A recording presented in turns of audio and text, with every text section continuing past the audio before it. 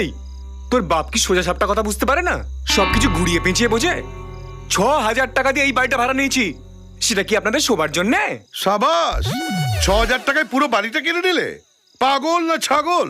এই, ওই যে দোতলার ঘরটা দেখছো, ওটাই তোমার। এই ঘরটা? হ্যাঁ? এই পাখির বাসার ভাড়া 6,000 টাকা, এ তো 4,000 টাকায় পাওয়া যায়। এই তুই যে বলেছিলিস তোর বাবা একজন অ্যাডভোকেট, এ তো দেখছি একজন চিটিংবাজ। কি? তুই আমার বাবাকে 1 নম্বরের চিটিংবাজ বললি? আমি তো শুধু চিটিংবাজ বললাম, 1 নম্বর তো তুই জুড়ে দিলি। হ্যাঁ, সেটা আজকে বলিস নি, কিন্তু কালকে তো বলতেই পারিস। বাবা, তুমি এরকম একটা অভদ্র ছোট লোককে কি দেখে ঘরটা ভাড়া দিলে? হ্যাঁ, ওর বউয়ের মুখ দেখে দিয়েছি। ওর মুখ দেখলে বাথরুমও ভাড়া দিতাম না। আর আমি যদি জানতাম ও তোর বন্ধু, তাহলে ঘরের ভেতরে ঢুকতে দিতাম না। বাবা, বাবা, কুল কুল কুল। ভাই, তোমার ভাড়াটা বেশি বলে মনে হচ্ছে তো? না না, ঠিক আছে, তুমি আমার